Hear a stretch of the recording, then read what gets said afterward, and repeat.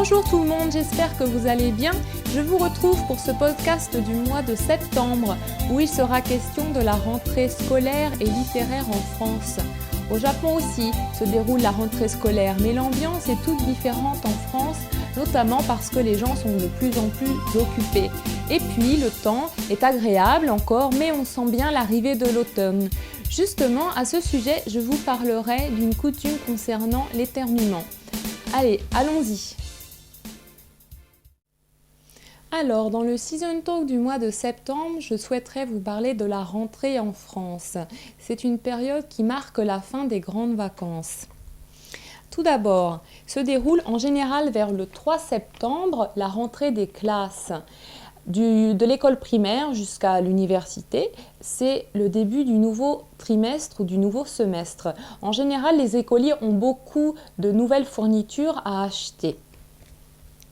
Ensuite, c'est aussi la rentrée littéraire avec une parution énorme de livres, en général 700 nouveaux livres, principalement des romans que les Français aiment bien acheter en période de septembre.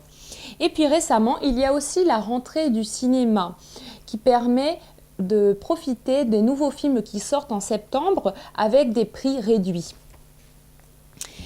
Voilà, c'est tout pour la rentrée en France au mois de septembre.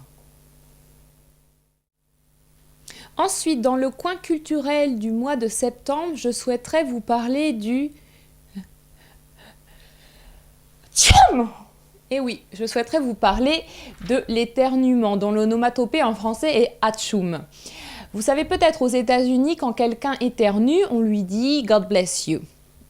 Au Japon, quand quelqu'un éternue, on dit souvent que c'est parce que l'on est en train de parler de lui en ce moment. En France, rien de cela. Cependant, si quelqu'un éternue, il est de bon ton de lui dire « à vos souhaits », si vous le vous voyez, ou si vous le tutoyez à tes souhaits. Si un Français vous dit cela, il est très bien de répondre merci. Il y a une autre anecdote. Si vous éternuez 2 fois, en général, votre interlocuteur vous dira à vos amours et vous lui répondrez merci beaucoup. Voilà, j'espère que vous aurez l'occasion de pratiquer cette coutume en France. Voilà, ainsi s'achève notre podcast du mois de septembre. Veillez à ne pas prendre froid car le temps se rafraîchit.